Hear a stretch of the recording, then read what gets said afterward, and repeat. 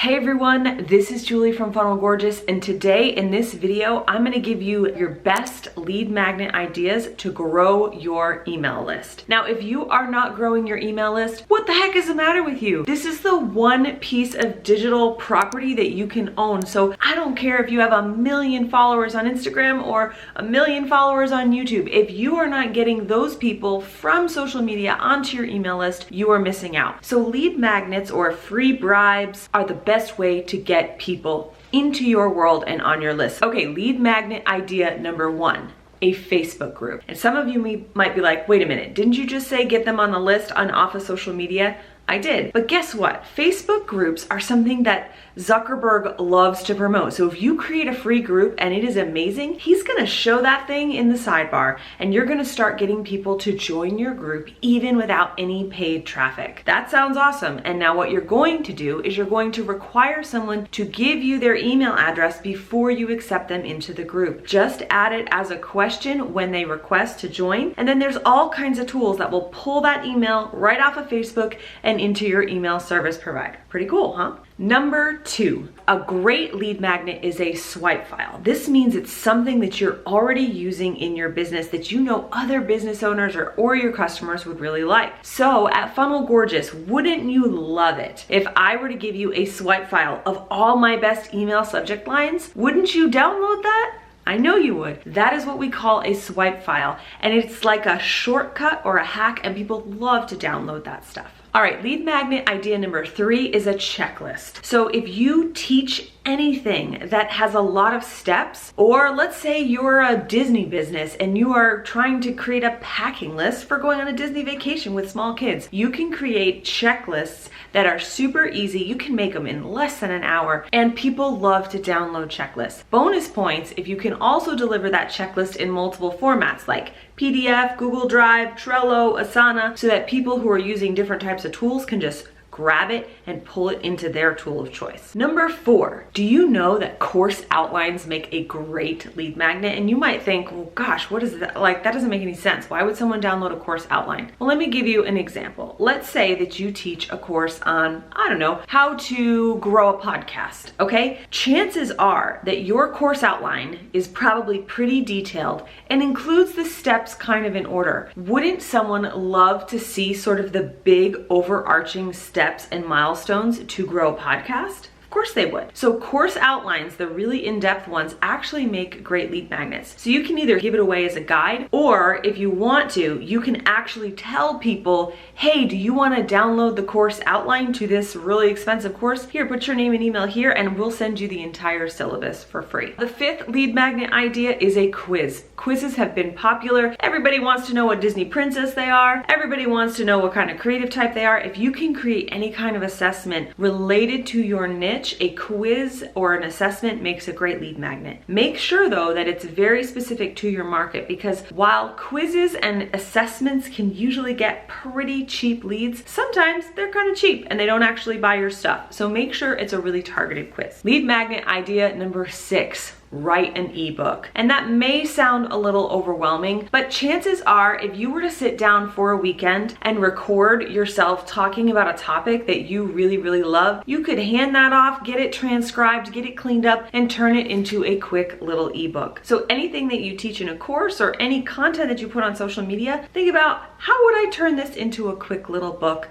that people can download for free? Side note, the highest converting lead magnet I ever made was an ebook. It converted at 78% downloads for cold traffic. Lead magnet idea number 7, give away a course for free. Build a course and give it away for free. I did this back when I had an agency. I gave away a 5-day Facebook ad course and people downloaded it by the thousands. Totally an awesome way. People really feel like they're getting this incredible value. Number 8, give a webinar or a video training. Sit down with your camera and for an hour teach something amazing, slap it up on a lead magnet, and ask people to download it. And number 9, this is actually kind of an unusual one, but if you love like systems and you're kind of a geek a little bit and you have these crazy Trello boards or Asana boards, go ahead and give one of those SOPs or systems away. People love that stuff because you are completely helping them with a shortcut. Hey, I am Kathy Olson of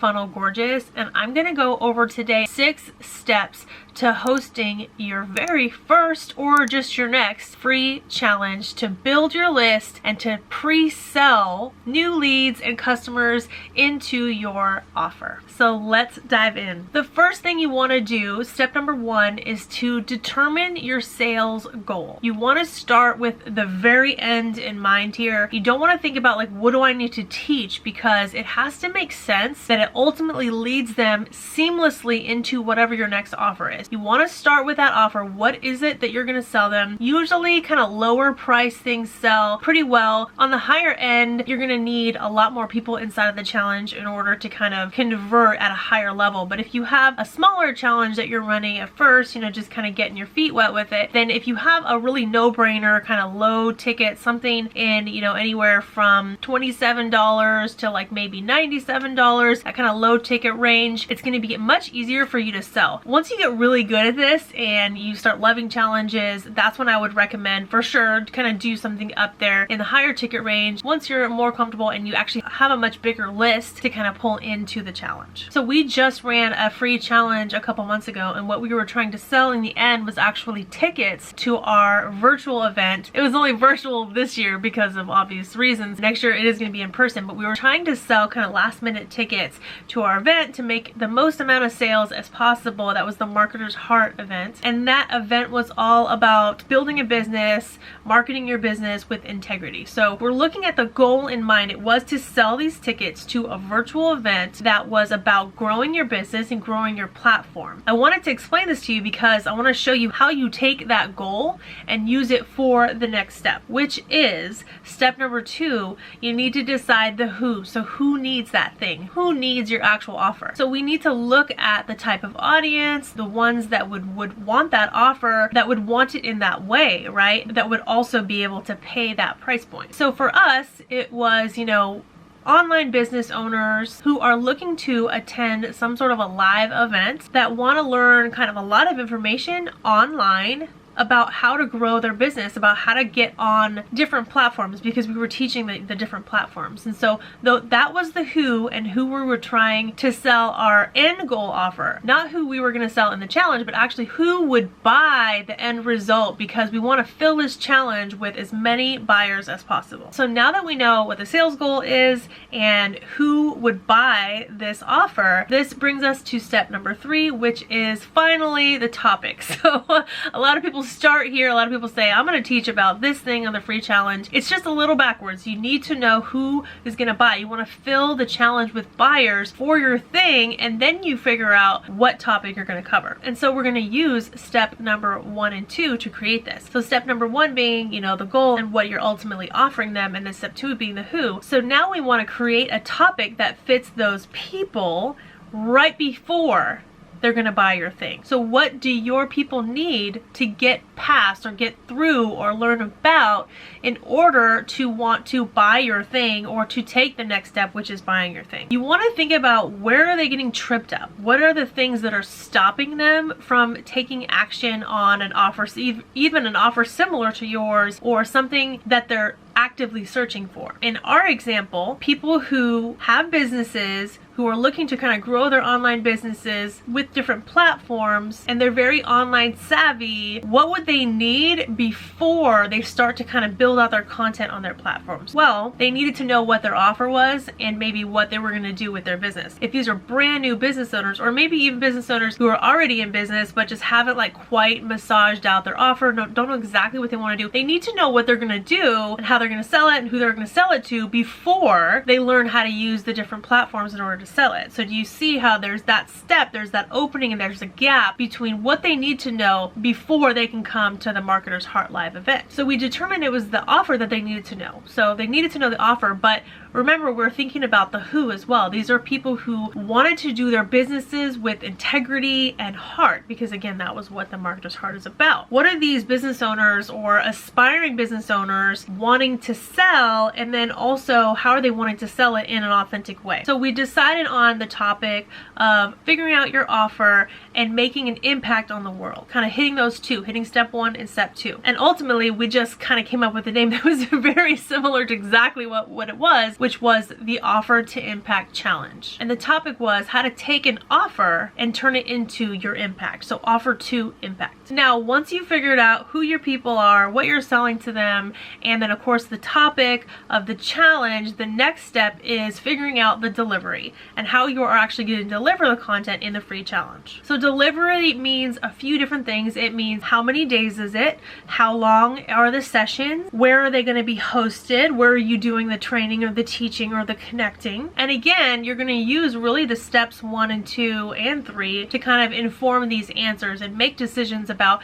how best is it to learn this topic? How long do they need to learn this topic? Keeping in mind people get, kind of frustrated or if it takes too long, but also if it doesn't take long enough, then they can't learn enough, they can't actually take that action. For us, 5 days was a perfect amount for people to figure out what their offer was in order to impact other people. So we chose the 5-day challenge, and we also chose to do it on Facebook, mostly because our people are on Facebook a lot. We wanted to be able to use a Facebook group in order to have community. We already have a very lively group and community already on Facebook. The cool thing about using Facebook is it has that native messaging system where it will kind of notify people when you're live, and you can just let them know, hey, make sure to get notified when you're live. You could totally do this on Instagram if your people are on Instagram, or on YouTube Live. Wherever you want to do it at is totally fine. Just know your people and where it would be easiest for them to show up on kind of this daily basis. So we had 2 ways of reminding people that we were going live every day. Of course, we went live at the same exact time, went live for 30 minutes, and we sent out both a text message and an email just in case, kind of to like cover their bases wherever they were at. So if they were out and about and they could just jump on mobile, they got a text message from us and they could just join us. If they were at their computer and they were kind of reading their emails, they get an email and they can come join us. And as far as the content in these text messages and emails, they don't have to be any heavy content, just reminding people that you're going live, but also kind of just going over what you're going to teach that day in order to kind of get them excited. And so one thing we did was kind of leave a little bit of mystery about, did you know like that there's this one thing that you're missing out on that you haven't tried yet? Well, you need to come and see us. We're gonna kind of peel back the curtain and talk all about it. Something like that. Something kind of mysterious of like, we're gonna cover this topic, but here's something you didn't know about this topic, or here's something surprising. Make sure you come and don't miss it. And so you're kind of, it's almost like a little trailer to make sure they come live, because the more people that come live, those same people are more likely to take action, not only in the content that you're doing that day, but also in buying your offer at the very end. And then the 5th step is pitching. So pitching your offer.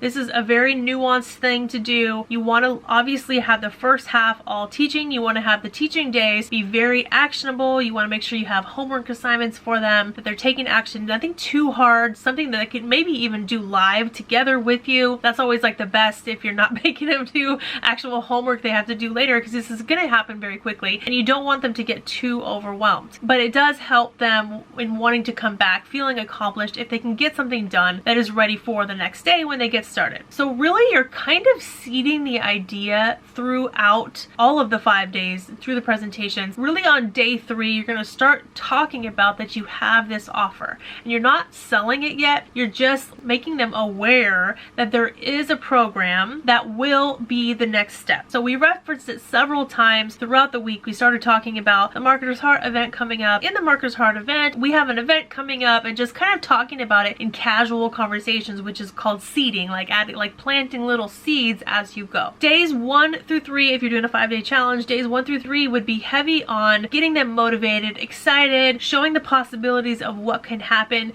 Day 4 is going to be very action oriented, showcasing that they look what they've gotten done so far. You guys done so amazing, you know, just bringing home the value of what they've received on day 4. And then day 5 is really going to be the actual pitch, but it will be in a teaching way. So if you guys are familiar with a webinar, day 5 is very webinar style. You're basically trying to prove a point that what your offer is going to be is the next step that they need to take. So you still want to do it like in a teaching way. It's basically like a shorter, more condensed version of a webinar, and then you are going to open up the cart for them to buy. We do usually want to have some kind of a fast acting bonus. So in a 5-day challenge, we had it end on Sunday night because the challenge ended on a Friday. You could do something like, if you buy today before the challenge is is over, you get this thing, but you have until Sunday to actually buy it all and you get this other thing. And so you want to have some kind of scarcity in there. Otherwise, people will just kind of think about it and kind of sit on the fence and just not take action because they just don't really have any reason to. And so those are really the first 5 steps into creating your challenge, kind of running your challenge. But what do you do after it's run, after you've sold everybody and you're kind of ready to automate this for the next level, or to maybe even not actually be there live, but just to have it run kind of evergreen all the time? So initially you're going to have some kind of a registration page or lead magnet page, but you have them sign up for the live version. Well, you're just going to reuse that same one that you did, but it's going to be the on-demand version. So what we did after Offer to Impact was over was we decided to make it evergreen. And honestly, we didn't